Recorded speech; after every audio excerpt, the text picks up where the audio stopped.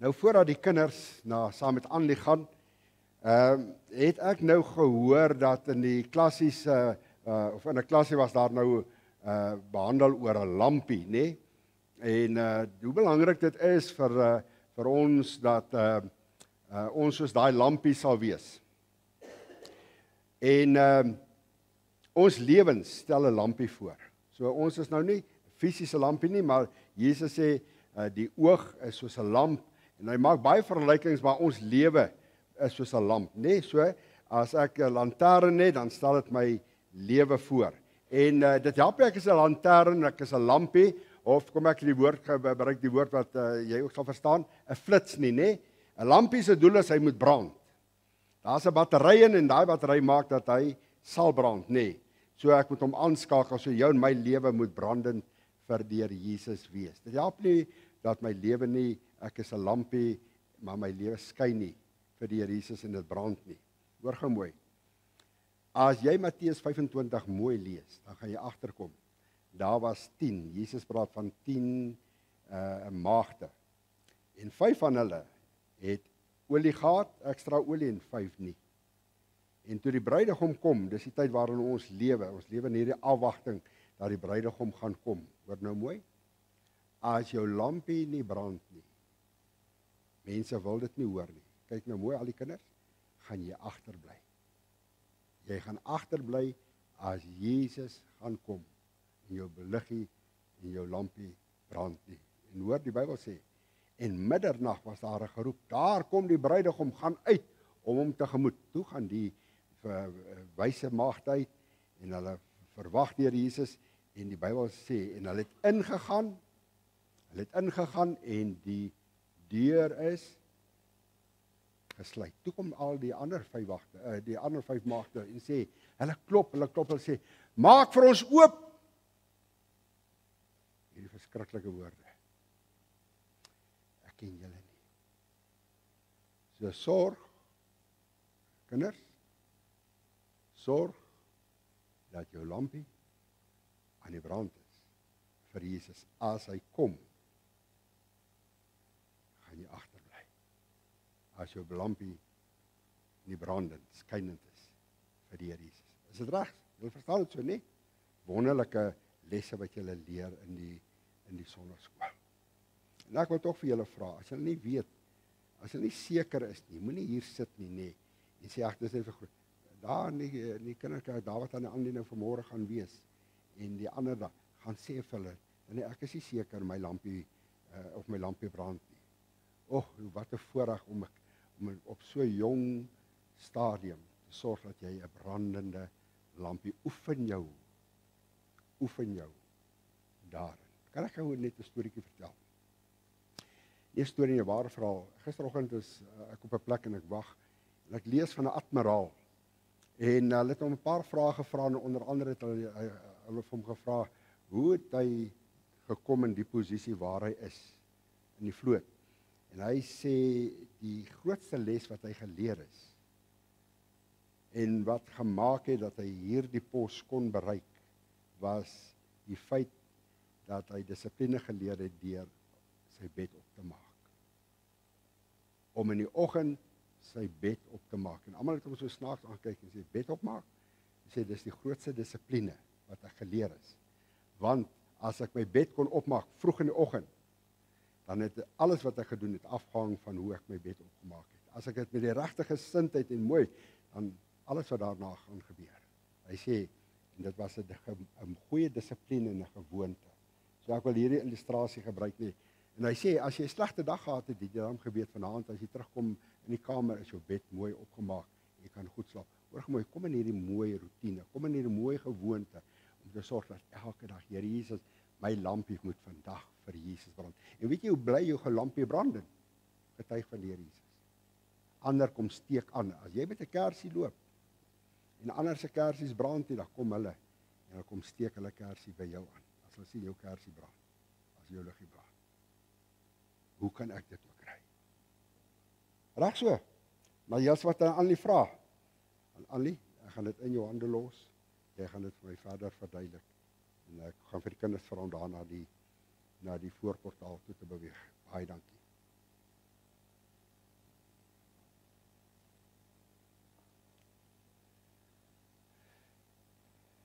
ouers, as daar nog nooit 'n tyd was om vir jou kind te bid nie, dat dit in die tyd waarin ons onsself bevind. Ek het gister op 'n sekere plek, gaan ek 'n paartjie help. Volgende Saterdag met 'n troue. Gister het ons die inoefening op die plek gehad, daar buitekant Kimberley. En ek al daai jong mense gesien het ek besef, ons het iewers iets gemis. Daar's net 'n geslag wat sonder God leef, wat net sonder God dinge doen. En maar wat 'n geleentheid het die Here vir my gegee, toe ek almal daar in die kerk laat sit het, ek gesê, sit hierso. Wat vir julle sê, die huwelik is God se heiligste instelling wat daar is, en ek hulle hierdie, en ek maak van daai geleentheid gebruik om van die weg van saligheid. Ek het daar weggery en ek sê, Here, as U nie ons jong mense, as U nie ons kinders in die hande gaan kry nie, wat gaan vir hulle word? Wat gaan vir? Dis jy my verantwoordelikheid as ouer om vir hulle te bid. Praat maar, lei hulle maar, bring hulle maar in. Iemand het hierdie woorde eendag vir my gesê, en hy het van sy kinders hierdie, en het my nogal baie getref, hy sê, hy het altyd sy kinders tereggewys, maar nooit van die huis af weggewys nie. Wys hulle maar terug.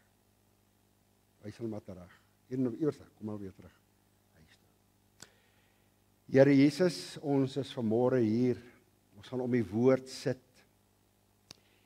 Here, ek wil bid by hierdie kroon dat U sal kom en dat U vir ons as gemeente vanmôre iets sal kom doen in ons harte, dat dit nie nog kennis sal wees nie. Maar ek wil bid, Here, dat ons vanmôre hier sal uitgaan, anders as wat ons ingekom het. Dat U in ons harte vir ons daardie las sal gee.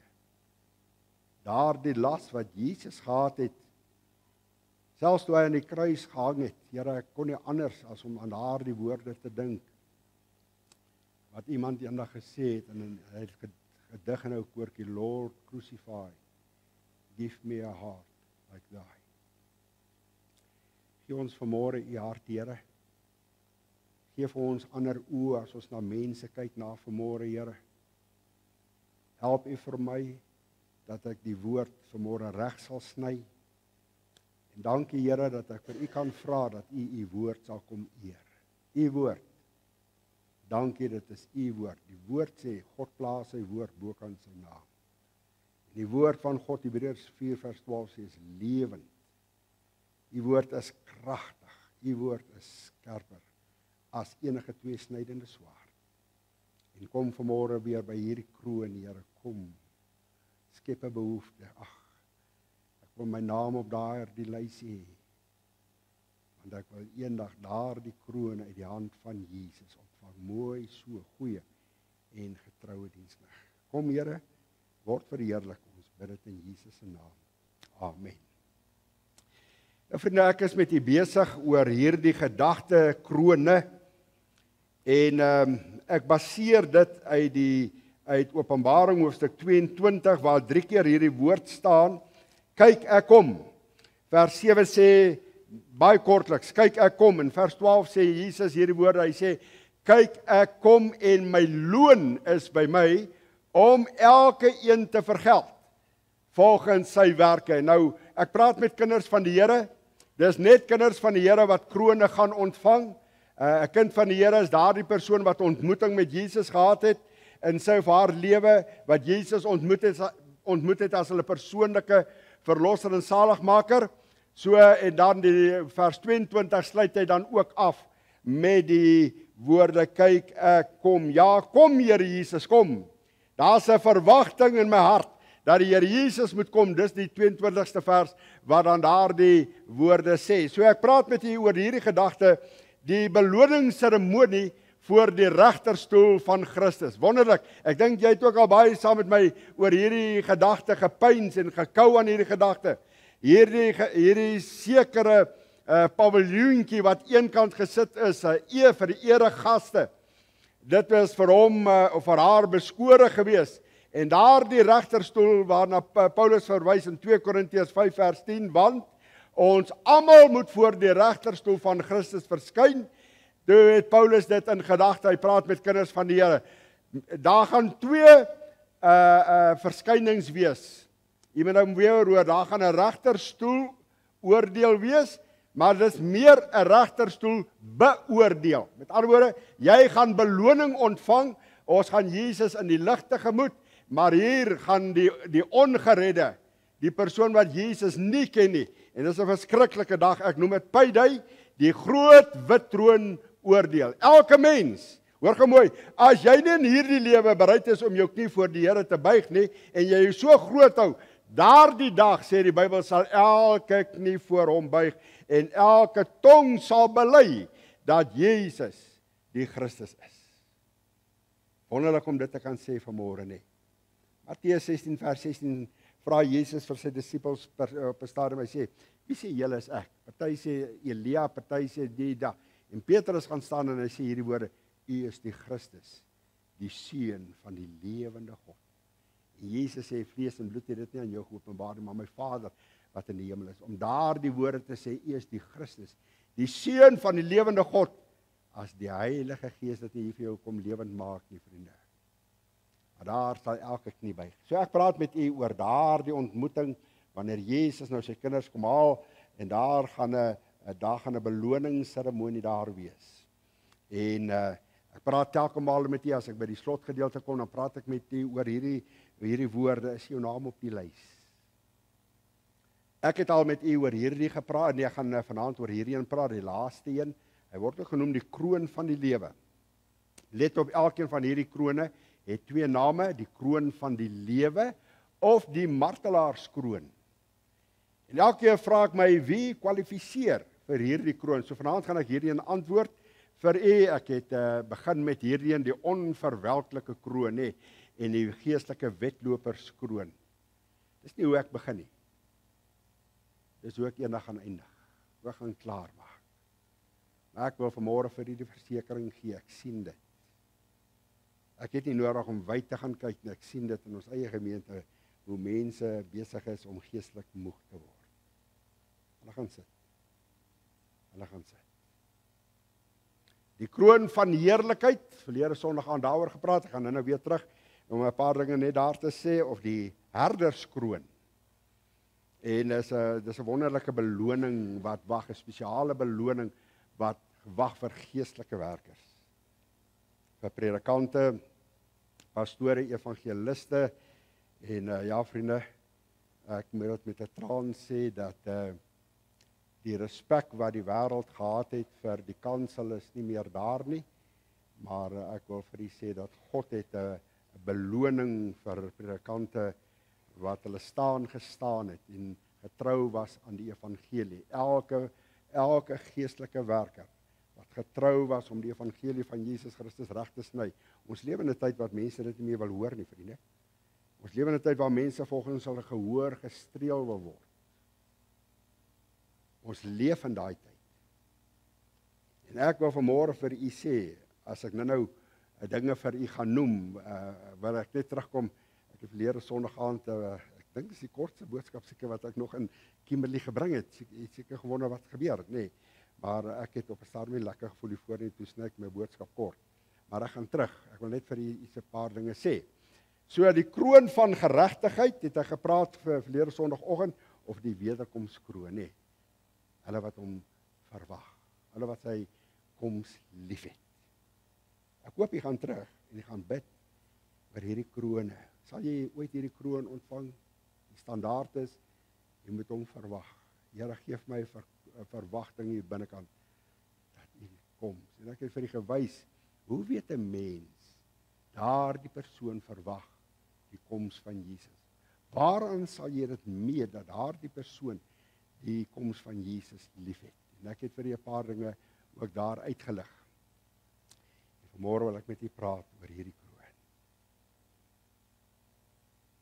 Die kroon van roem. Paulus noem dit die kroon van roem. Hy staan ook bekend as die sielewennerskroon. Is dit nie wonderlik nie? Sielewennerskroon. Wanneer as ek vanmôre so na u kyk, ek sien maar hier. Ek wonder hoeveel van u wat hier sit,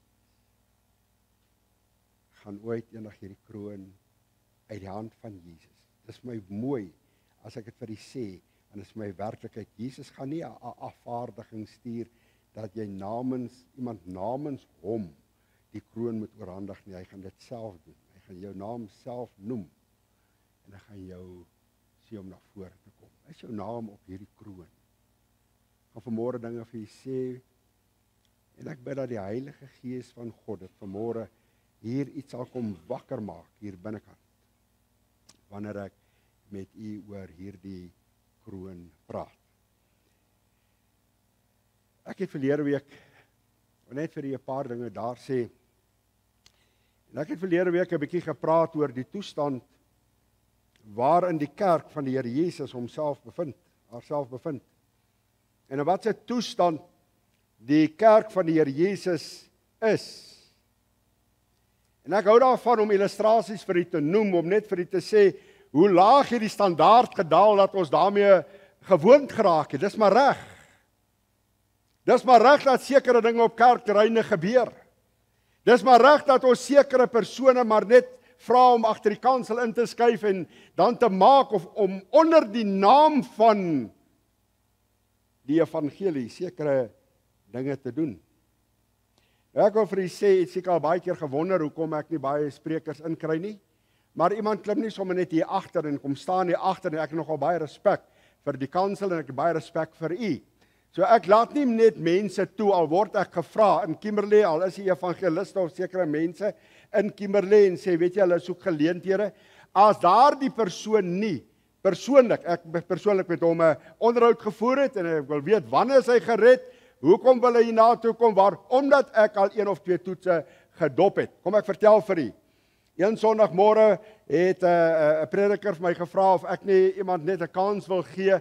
Hy wil baie graag wil hy sy getuienis gee en hy wil baie graag die woord wil hy deel. Hy het nou by die Here uitgekom en nadat ek so 'n bietjie gehim en ha het hy my omgepraat en hy het dit reg gekry en ek het toegelaat dat hierdie persoon hier kom. Nou vriende, is een ding om hier te staan as jy gaan deur as 'n evangelis of 'n sendeling of wat ook al. Dis een ding. Maar onthou, God ken my hart. As ek hier staan, dan moet ek weet, want die Bybel noem hierdie woorde dat 'n herder, 'n opsiener moet 'n voorbeeld wees. Hy noem hierdie woorde, hy sê 'n opsiener moet 'n lewe leef blameless. Met ander woorde, blameless beteken jy mag nie jou vinger na die predikant toe wys en sê weet jy, hy skuld my of hy so nie. Dis wat die Bybel sê.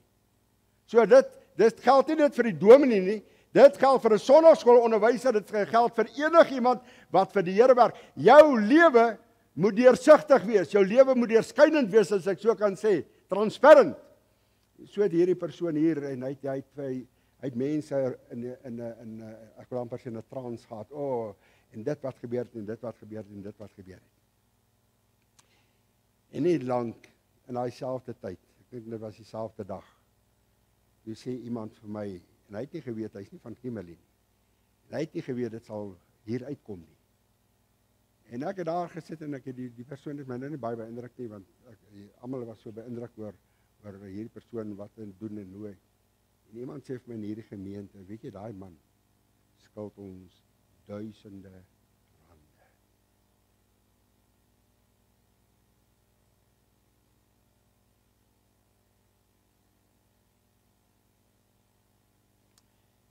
Ek het 'n vergadering met daai dominee belê en ek het na hom toe gegaan. Ek het gesê ek wil hê jy moet daai persoon ook by mekaar kry. Ons drie moet om 'n tafel sit. En ek het hom in die oë gekyk. Ek sê weet jy hoeveel skade doen jy God se naam aan? Jy gaan van gemeente tot gemeente. Maar daar's 'n geblaar van skape hier in die agtergrond. Jy skuld en jy hardloop weg. Hy het nie baie van my gehou nie. Hy het my eintlik 'n blok na daai geleentheid. Er is een ding om hier te staan en mense te beïndruk. Maar as die Bybel sê blameless, sal u my evangelie vat as u weet ek lewe 'n dubbele lewe. Kan ek hier nog iets vertel in ons gemeente? U wonder baie keer hoekom is hier iemand wat die voorsing en dan ewe skielik is hulle nie hier nie. Hoekom sekere mense miskien sonnaarskool gee en ewe skielik gee hulle nie meer sonnaarskool nie? Ek het gewonder hoe werk dit nie. Kan ek vir julle sê hoekom? So nooi ek mense aan ons gemeente toe en ek so bly die Sondag toe ek hulle sien en ek gaan besoek hulle weer die week daarna en ek sê het julle dit geniet? Ja, baie. En die vrou kyk my so sy sê vir my Dominee, die mense wat daar sing, ek is so opgewonde ek dog sy gaan haar bereidwillig die familie gaan hulle bereidwillig verklaar, hulle is nogal musikaal om te help met die sang, nee.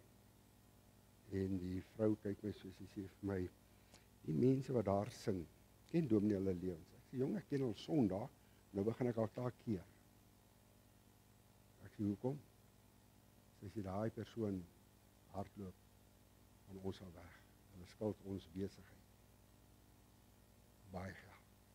Ek sê dit kan nie wees nie man. Kan nie wees nie. Maar ek sal dit uitsorteer. So gaan besoek ek die persoon. Ek sê, hoor, sê vir my, julle is nou deel van ons gemeente en julle is die advertensie van die gemeente en die beeld van die, maar iemand sê vir my, julle skuld hulle geld, is dit so? Was die laaste keer wat daai mense hier was. Ek het in daai week ook die mense afgehaal. 'n voorbeeld wees. 'n voorbeeld. Is jy 'n voorbeeld? Hardop jy weg. Ek kan vir jou besig hou. Vriende, kom ek sê vandag vir jou, die kerk van die Here Jesus is 'n sinkende Titanic. Omdat daar nie orde is nie.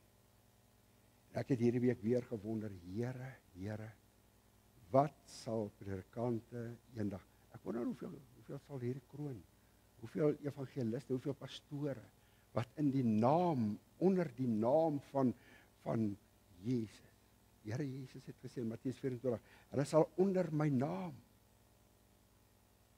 sal hulle verskriklike dinge doen. Hoeveel sal eendag voor die Here Jesus gaan staan? Hoor gemooi, die standaard van die kerk het so laag geword, dat alles vir ons aanvaarbaar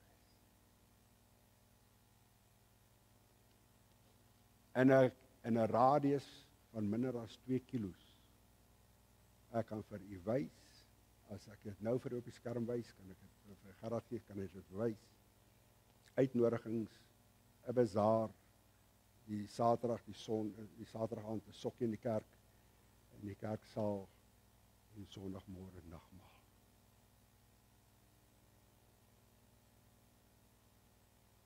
Ander gemeente stuur vir my die uitnodiging, 'n gin oggend saam met vrouens.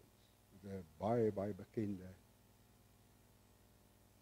radiopersoonlikheid. Sal jy dit afkondig, Dominee?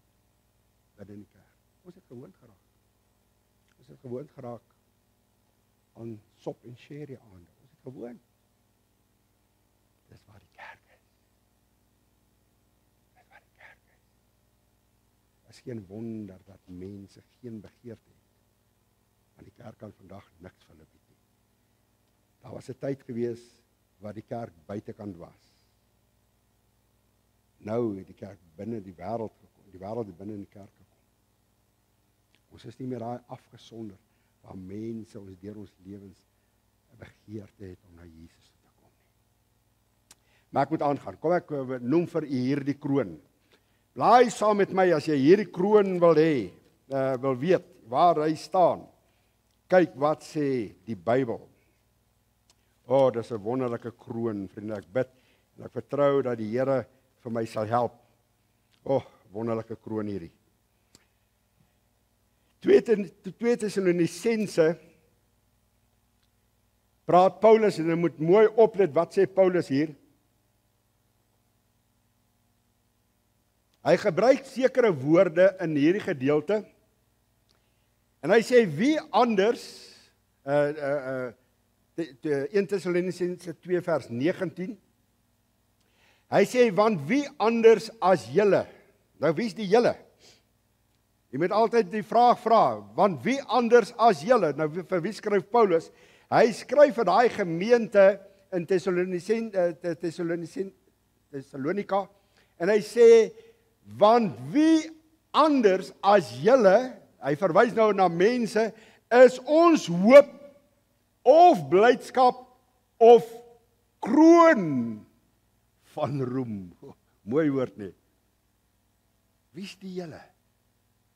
Paulus kyk na 'n groepie mense. En hy skryf hulle, hy sê, weet jy, as ek aan julle dink, dan is julle ons hoop, julle is ons blydskap, julle is ons kroon van roem in die teenwoordigheid van ons Here Jesus Christus by sy wederkoms. Snap jy iets? Snap jy wat die Bybel hier sê? Hy noem 'n groepie mense julle, en daardie julle na wie Paulus verwys is niemand anders as sy geestelike kinders. Wat bedoel ek by geestelike kinders? Hy het sekere manne en hy het sekere vroue na die Here Jesus toe gelei. Hy het sekere jong mense na die Here Jesus toe gelei.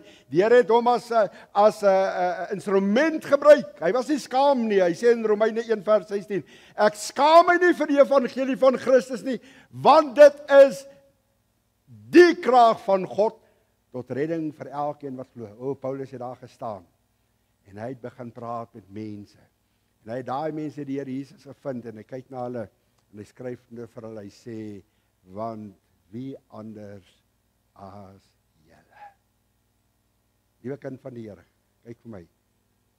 U wat al jaar op die pad is, het u geestelike kinders.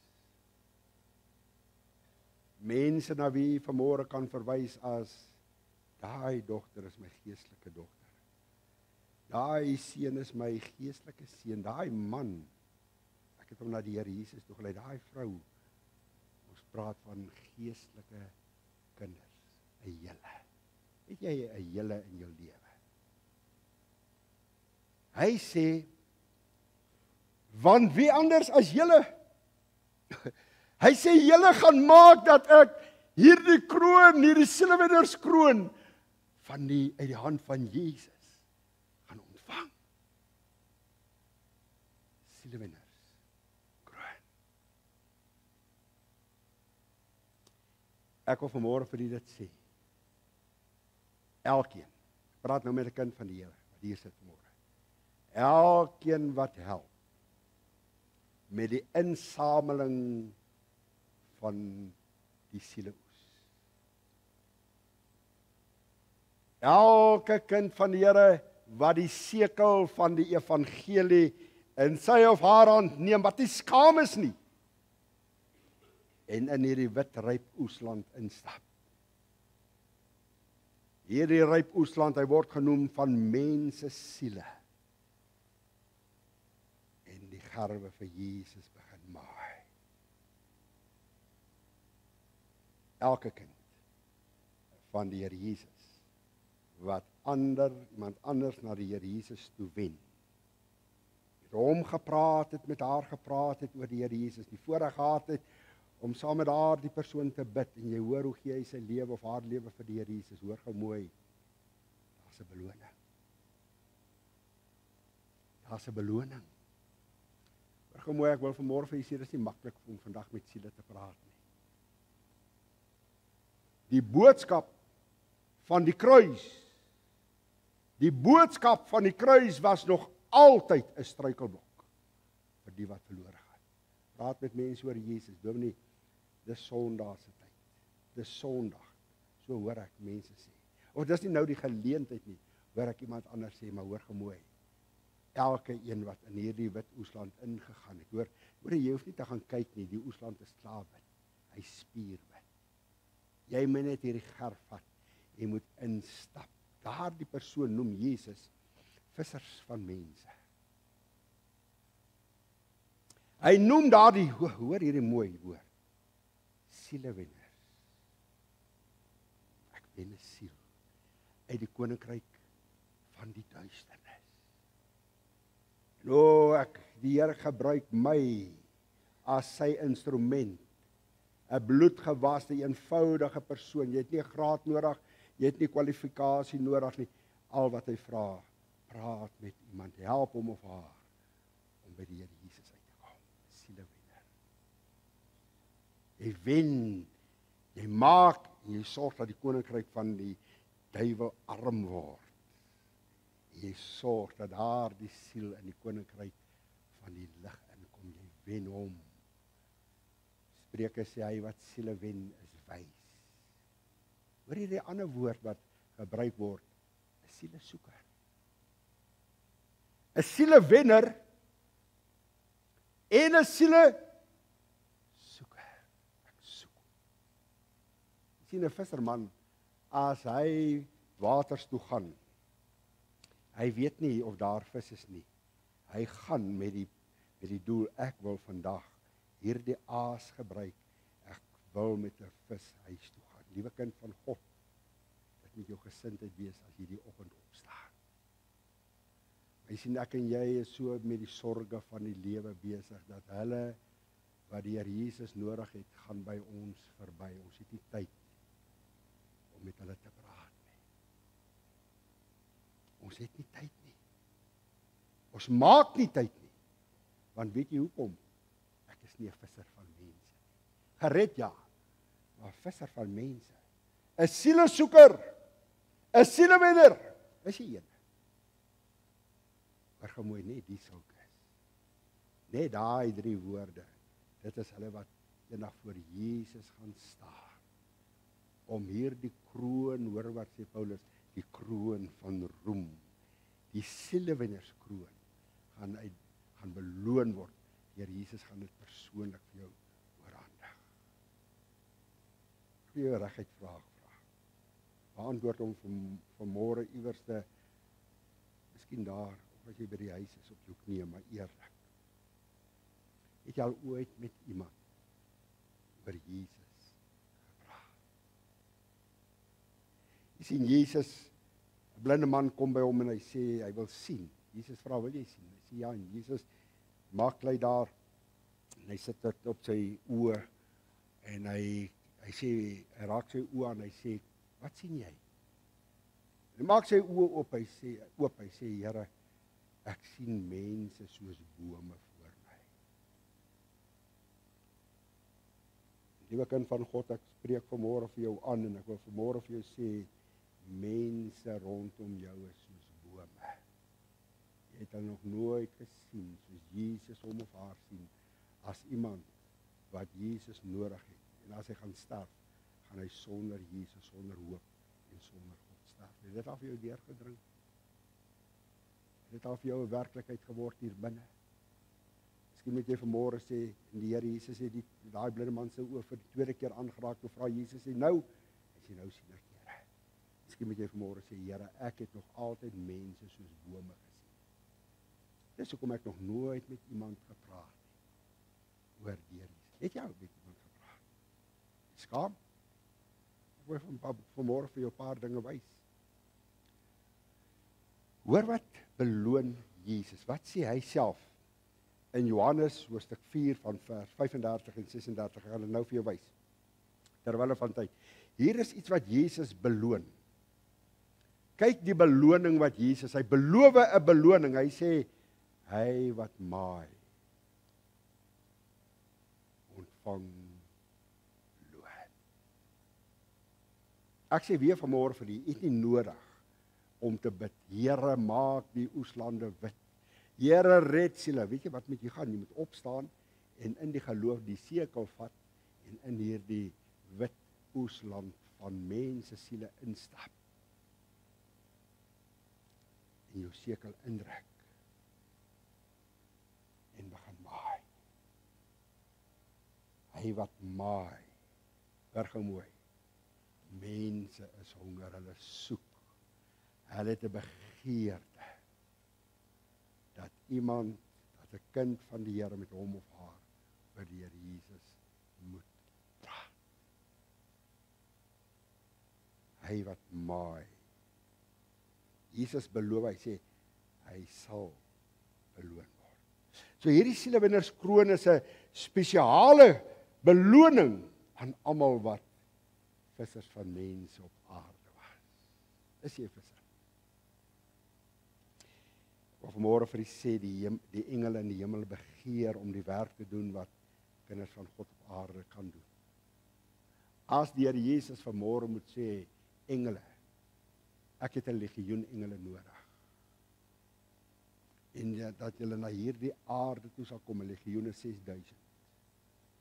As jy na hierdie aarde toe kan stuur, sal julle met mense praat? Die engele sal sê, ons kan van U praat en hoe ons U aanbid in die hemel, van redding weet ons niks. 'n Engel weet van redding niks. Hy weet van die bloed van Jesus niks. Maar die Here, ek vertrou jou en my toe met hierdie boodskap. Met hierdie opdrag, praat net met iemand oor Jesus. Kan ek vanmôre vir julle sê, wat is ons probleem? Kan ek vir julle sê, wat is hierdie gemeente se probleem? As ons ernstig was oor die gedagte dat mense eendag hel toe gaan, en ons sê eerlik, ons is bekommerd oor familie, wil ek vir julle sê, ons sal baie meer mense nooi kerk. Want jy sien, Romeine 10 sê, hoe sal hulle weet as hulle dit nie hoor nie? So jy moet by iemand kan staan, net vir hom praat, 'n petroljoggie. Ek gaan volgende Sondag, en ek graag vir u wys, hoe lei 'n mens iemand na die Here Jesus toe? Ek gaan volgende Sondag môre met u praat oor sielewenning. Hoe lei ek iemand na die Here Jesus toe? Jy moet net die saadjie saai. Sê vir my jongman, ken jy die Here Jesus? Gisteroggend moes ek aan Anlie op 'n plek wees, en ek sê, Anlie, ry gou saam met my, of ek wag vir haar en sy kom by die huis, ek sê, ry gou saam met my, ek wag gou daar op 'n plek wees. Nou vriende, ek is soos 'n senter, ek soek 'n geleentheid. Nou stap ek in die plek, ek gaan sien die persoon, ek kom uit, ek sien daar's 'n klomp jong vrouens wat daar sit, dis een of iemand se partytjie, hulle seker so 25 om daai tafel, en maar terwyl ek met hierdie bestuurder praat, sien ek hulle bid. Hulle sê dankie vir die kos. Dit is altyd vir my wonderlik as iemand dankie sê vir die kos. En toe ek nou klaar is, nou hou ek met die gesprek aan tot ek met hom klaar is, want ek wil nou vir hulle sê, want ek bemoedig altyd iemand, as ek iemand sien by 'n restaurant, dat hulle sit, en hulle sê dankie, dan gaan ek na hulle toe en sê ek, jong, dit was nou vir my so mooi, dat ek kon sien, julle bid, want ons is mos skaam vir die Here Jesus, ons bid mos nie openbaar nie, nee? Bid jy nog, in die openbaar, as jy iets eet? Wonderlik. En ek sê vir die persoon, ek sê, dit is my mooi, dat julle bid, dat julle nie skaam is om hier in die openbaar te bid nie. En ek sien daar so groot koek in die middel. Ek sê, en wie verjaar? Wanneer sny julle hier koek? Nou, ek gebruik altyd koek en daai goed as 'n aankopingspunt, né? Die persoon kyk my soos hy sê, nee, ek verjaar vandag, dis nou môre. Ek verjaar vandag. Ek sê, kan ek vir ietsie vra? Ek wil vir jou vra. Sê vir my, ken jy die Here Jesus? Ek sê, nou wil ek jou teksvers gee, Jeremia 29 vers 27 vers 17. Ek weet wat gedagtes ek kan gaan die julle koester spreek, Here. Nou is ek besig met my gesprek. En ek kyk hierdie klomp jong vrouens en ek sê, ek wil julle iets sê. Hierdie teks word al so hol gery en dit word vir enigiemand gegee. Maar hoor wat sê die Here. Hy sê hy koester gedagtes van vrede. Hy het 'n plan vir my lewe. Ek sê, maar weet jy wat? Die duiwel het ook 'n plan vir jou lewe. Ek sê, ek wil vanmôre vir julle almal om hierdie tafel sê, dit hang af wie eerste jou lewe in die hande gaan kry. En daar is 'n doodse stilte. En die Here gee vir my die geleentheid om die weg van saligheid aan duidelik te maak. Hoor mooi. Dis om jou en my. Maar weet jy wat doen ons? Nie nou nie. Dis nie nou die tyd nie. Wanneer sal die tyd wees? Wanneer sal die tyd ooit reg wees? Dat jy met iemand kan praat? Ek vind in Matteus 28 die grootste opdrag. En ek wonder of hierdie gemeente ooit getrou is aan hierdie opdrag. Gaan dan heen, maak disippels. Dis 'n opdrag van die Here Jesus. Is jy gehoorsaam? Net om met iemand te praat oor Jesus. Een persoon te praat. In hierdie week. Vir hom of haar te vra, sê vir my, ken jy Jesus? Dit gaan maak dat jy 'n sielesoeker is. Hoor gou mooi, 'n sielesoeker. Jy moet uitgaan om iemand te gaan soek. Hy of sy gaan nie na jou toe kom nie. Ek wil vir jou 'n paar aanhalings doen. mag die Here dit gebruik. Charles Spurgeon, hy word genoem die prediker van prinse. Geweldige groot prediker gewees. En hy het gesê die grootste vreugde is om te ontdek. Die Here kan my as sy instrument gebruik om 'n ander persoon na Jesus te lei. Nou wat ek nou vir julle sê, ek wil nou vir julle wys wat sê Dr. Andrew Murray. Die grootste vreugde is om te ontdek. Ek. Maar Johan, het ek nie 'n graad nodig nie. Het ek nie daar, hoor gemooi, om te ontdek, die Here wil my as sy instrument gebruik om iemand anders vir hom te wen. Ek wil vanmôre vir jou 'n paar vrae vra. Het jy al dit gesmaak hoe dit is om saam met iemand te bid wanneer hy of sy hulle lewe vir die Here Jesus gee? Ek praat met jou oor die sielewennerskroon. Jy sien, dit is wat moet gebeur. Net wat gedoen is vir Jesus gaan my staan. Daar's 'n lied, ek eis daai lied. Ek is bang vir daai lied. Hy sê, moet ek gaan met leehande. Moet ek so my Heer ontmoet, nie een siel gelei na Jesus, niks te offer aan sy voet. Het jy al dit gesmaak om in die skade weer van die kruis saam met iemand te kniel? Iemand wat besef, hy is 'n sondaar, sy is 'n sondaar. En God gebruik jou om die weg van saligheid aan hom duidelik te maak, aan haar duidelik te maak. Jy sien hoe die lig deurbreek. Jy sien dit. En hy of sy vind die Here Jesus. Leonard Ravenhill het hierdie woorde gesê, as jy sy boeke kan kry, kan jy dit maar lees. Hy's 100% reg. Praat oor die kerk van vandag, en hy het hierdie woorde gesê, vandag se Christene is meer sielingsoekers as sielesoekers.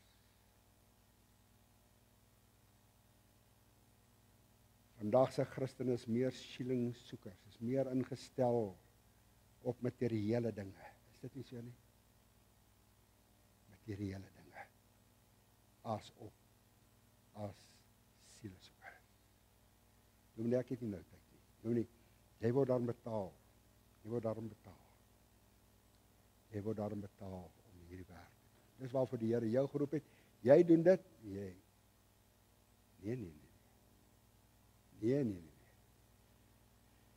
Die kroon, die sielewennerskroon is vir elke kind van God. En hy of sy sal beloon word deur daardie kroon wanneer ek en jy iemand na die Here Jesus toe gelei het. Hoor wat sê R.R. Torrey as hy praat oor sielesoekers. Hy sê, hoe durf jy jou 'n volgeling van Jesus Christus noem as jy nie siele soek of wen of immers hard probeer om dit te doen? Hoe durf jy jou 'n volgeling van Jesus Christus nou? Verskriklike woorde.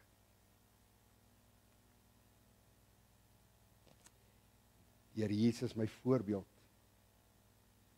Hy was 'n sielesoeker. Ek noem vir jou twee gedeeltes. Matteus 4 vers 19 sê hy vir hulle, en Jesus sê vir hulle, kom agter my aan. Kom agter my aan. Ek maak van jou vissers van mense. Ek is nie een nie. Ek was nie een nie. Ek maak praat van 'n proses. Hy sal my verander. Hy sal van my 'n visser van mense maak. As jy nie vanmôre een is nie, sê Here, ek sal agter U aangaan, maar ek wil vanmôre vir U vra, maak my 'n visser van mense. Lukas 19 vers 10 sê die seun van die mens het gekom om te soek, siele soeker. 'n Siele om te soek die wat verlore is. John Wesley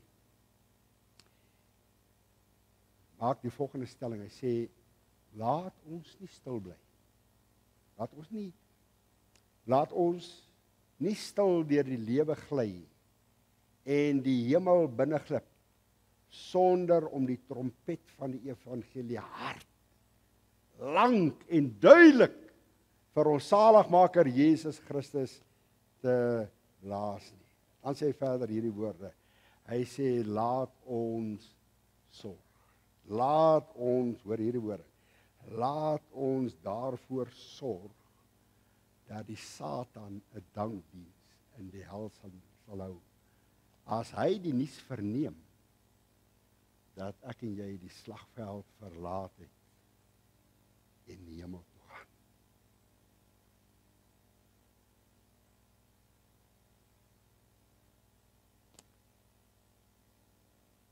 Ek wil jou verhaal, ek wil graag hierdie verhaal vir u vertel. Ja, hierdie persoon was 'n jong dame, sy was 'n hakkelende jong dame, en sy het China toe gegaan om sendingwerk daar te gaan doen. En ja, sy het gehakel, sy het swaar gepraat. Maar sy het Johannes 3 vers 16 het sy uit haar kop uitgeleer. Het sy swaar gepraat. En sy het op die strate van die hoek het sy gaan praat en dan noem sy Johannes 3 vers 16. Dan sê sy dit op, hakkelende. Mense moes mooi luister en dan vertel die Chinese het so om haar gedrom om te hoor wat sy gesê het. En toe hulle hierdie woorde hoor van hierdie teks, hierdie vers, jy sien, dit is wat die Heilige Gees doen, dis wat in Handelinge 2 gebeur het. Petrus het net die woord gebring in sy taal en ander het dit verstaan in hulle taal. Hierdie Chinese verstaan hierdie vroukie terwyl sy so hakkelende praat. En hulle sê vir mekaar, by haar sê hulle hierdie woorde, as hierdie dame wat nie kan praat nie, so ver kom om hierdie boodskap aan ons te bring, dan moet dit 'n baie belangrike boodskap wees. En hulle sê talle Chinese het onder sonde oortuiging gekom en die Here Jesus aangeneem terwyl hierdie hakkelende jong dame Johannes 3 vers 16 het opgesê. Weet jy wat is ons probleem? Weet jy wat is ons probleem? Weet jy wat is hierdie gemeente se probleem? Kom ek wys vir julle wat is ons probleem. Ons het vandag silent Christians geword. Silent. Weet jy wat is silent? Ek sit my foon op silent. Ons het vandag geheime volgelinge, net ek weet en die Here weet, ek wil tog niemand aanstoot gee nie en ek wil tog, ek gaan so, ek is op pad hemel toe, ek is op silent. Dis ons probleem. Dis hoekom die kerk al hoe meer inkrimp.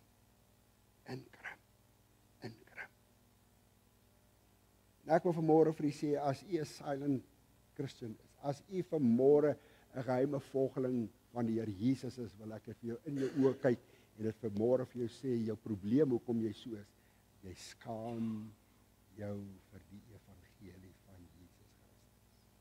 Jy skaam jou. Jy is skaam vir Jesus. Jy is skaam om oor hom te praat. Jy skaam. Ag dominee, ek wil vir jou vra, sal jy daai broer van my gaan sien asseblief? Sal jy, hoekom praat jy self nie? Weet jy hoekom praat jy self? Weet jy hoekom nie? Want jy het nie selfvrymoedigheid nie. Jy het nie.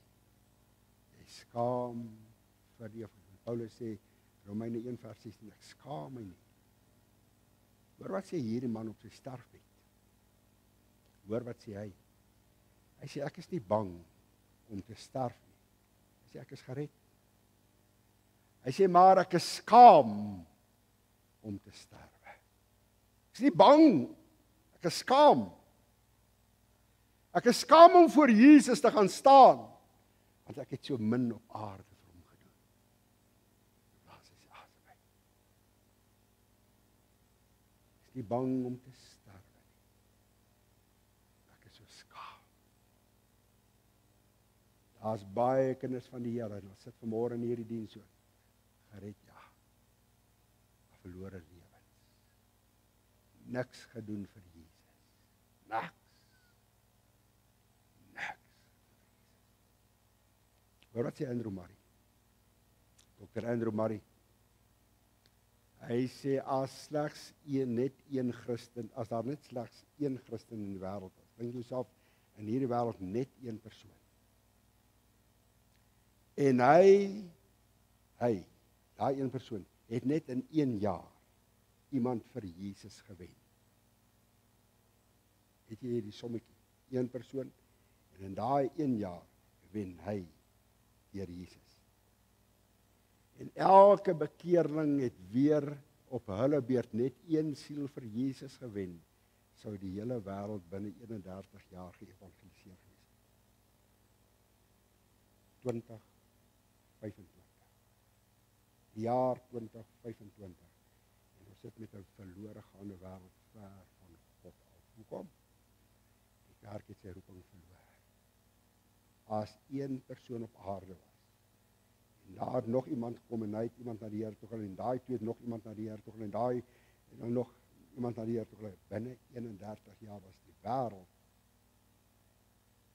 vir Jesus geken. What on earth are you doing for heaven's sake? Wat doen jy? Praat met jy oor die siele, wen is groot.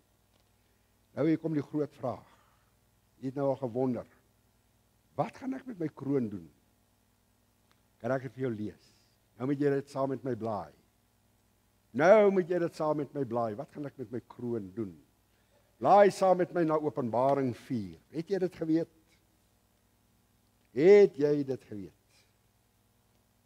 Ek wonder of jy dit sal kan doen.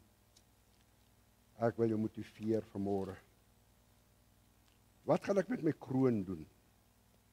Na die beloningssessie het elkeen 'n kroon uit die hand van Jesus ontvang. 5 krone. Vanaand gaan ek met jou oor die laaste een praat. Maar hoor wat sê vers 9 en vers 11. Ek lees van vers 9 af.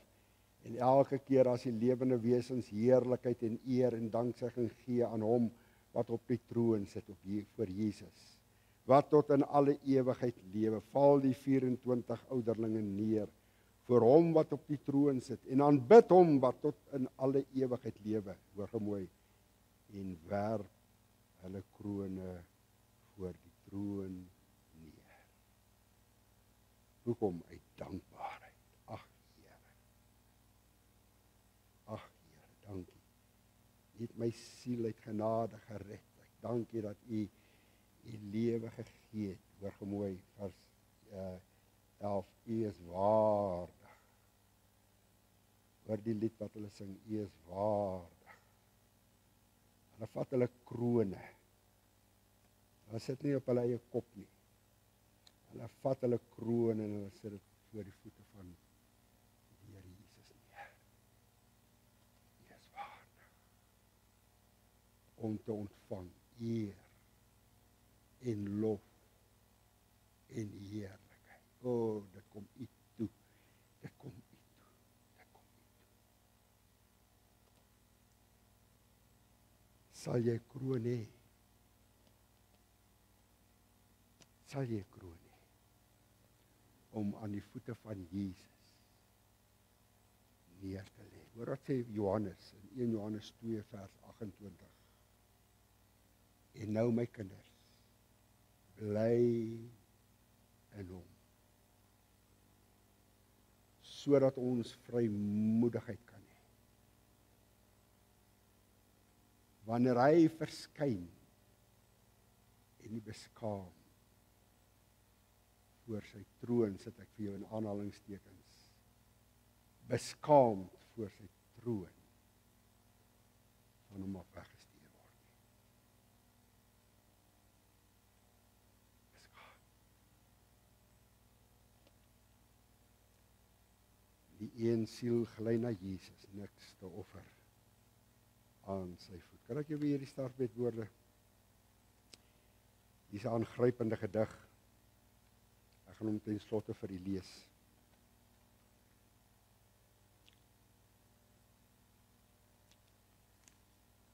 Hierdie gedig se naam is Versuim.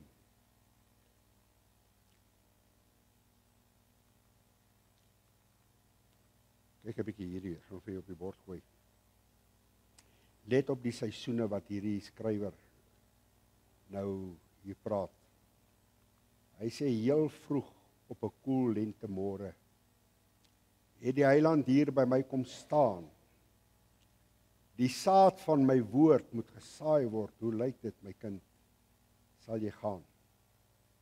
Maar ek pleit, Here, wag nog 'n rukkie. Die jeug bied my nou tog soveel. Ek beloof as die lente verby is, kom doen ek verseker my deel.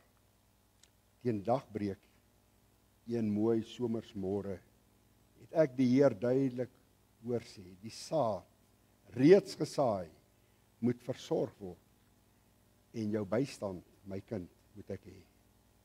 Maar ek antwoord, ag, dierbare meester, die son het so pas begin skyn. My deel van die werk sal gedoen word as die somer se glorie verdwyn. Die herfs het gekom met sy kleure en weer het hy by my gestaan, die oes is nou ryp. So vermaan hy, daar is nog kans vir jou om te gaan. Maar Here, die herfs met al sy kleure, ek moet dit geniet, eer dit gaan, nog net hierdie paar dae van sonskyn, en dan kom ek oes van die graan. Toe in die winter se koue kom die meester nog eenmaal by my. Daar buite was alles verdor nou, met sneeu oor die landskap versprei. Kyk meester, hier is die dienskneg, nou eintlik gereed om te gaan. Maar bedroef skud die meester sy hoof, net in sy oë verskyn daar 'n traan. Die oes is verby. Ja, vir ewig. Vir goed het die winter gekom, die saadjies wat jy moes gesaai, lê nou sonder vrug of blom. Jou tyd is verspeel, ja, met niks doen. My pleitstem het jy nooit verstaan, maar wat van jou gewete en die graan wat verlore moes gaan. Jeremia 8:21 sê hier die woorde, die oes is verby, die somer is op einde, en ons is nie verlos nie. Kom ons bid saam.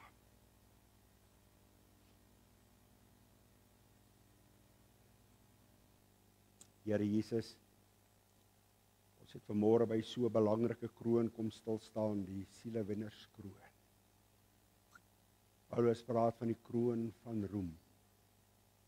As hy na sekere kinders van hom verwys, geestelike kinders, daar in die gemeente skryf hy, julle is my roem, my kroon van roem. Hoe hy so dankbaar, dwars deur sy sendbriewe, sê hy hierdie woord, hy begin in elke hoofstuk, ek is so dankbaar vir die wyse waarop julle gered geword het, en dat jy nog staande bly, hy verwys na hulle, as sy geestelike kinders. Here, ek wonder, terwyl ek voorberei het, ek mag gewonder, ek het baie keer net vir my vraagtekens gemaak, op hierdie papier, ek wonder, is ons gemeente, 'n sielewenners gemeente, is ons sielesoekers, is ons ernstig oor siele wat verlore gaan, familie wat verlore gaan. Here, as ek my oë toemaak, en ek dink vir 'n oomblik, hoe erg moet dit wees, vir 'n persoon om die hemel te mis, en vir altyd verlore te wees. Hoeveel vingers sal eendag uit die hel gewys word, na mense, na kinders se lewens, en gesê, jy het geweet, jy het saam met my gewerk, jy het saam met my skouer geskuur, was jy skaam, hoekom het jy nooit met my gepraat? Here, verwyte wat sal kom, ek wil vanmôre vra, Here, ek wil vanmôre vra, help ons om aan daardie groot opdrag van Jesus gehoorsaam te wees. Gaan. Hy het nie gesê kom nie. Hy het vir elkeen, in elke een se Bybel staan hierdie woorde. Gaan dan heen. Maak disippels. In elkeen se Bybel. Elkeen lees hierdie opdrag. Maak ons 'n gehoorsame gemeente, Here. Maak ons gehoorsaam. Help ons om met iemand oor Jesus te praat. Dis hoekom Jesus kom sterf het. Dis hoekom hy sy lewe kom gee het. Terwille van daardie persoon wat nog buite kan staan. Help ons, Here. Geef ons daai vrymoedigheid. Ja, soos daai persoon sê, 'n geredde siel, maar 'n verlore lewe. Want ek is skaam vir Jesus. Here, ek wil bid vanmôre vir elke kind van God in hierdie gemeente wat skaam is vir Jesus. Ja, in sy of haar lewe het hy sy Jesus aangeneem, maar eintlik is hulle maar skaam. Hulle is eintlik skaam om oor Jesus te praat. Miskien omdat hulle lewe nie ooreenstem met dit wat hulle sê nie. Maar ek wil bid, Here, gee vir ons gemeente 'n las vir siele soos nog nooit van tevore nie. Ek wil bid dat U die naprediker van die woord sal wees. Ek wil bid dat U vanaand vir ons sal terugbring by hierdie laaste kroon, wonderlike kroon, Here. Hy sluit eintlik maar aan by hierdie kroon. Maar ek wil bid, Heilige Gees, los ons nie met rus nie. Los ons nie met rus nie. Bring ons daar, Here, in hierdie laaste tyd, Here, diep in beseringstyd, dat ons die garf in die geloof sal vat en sal instap en sal maai. Jesus, beloof ek beloon jou vir elke keer wat jy die sekel in hierdie wit oeslande ingedruk het. Ek sal jou self beloon. Wat 'n waarborg, wat 'n motivering. Dankie. Wees U die naprediker, Here, ek bid dit in Jesus se wonderlike naam.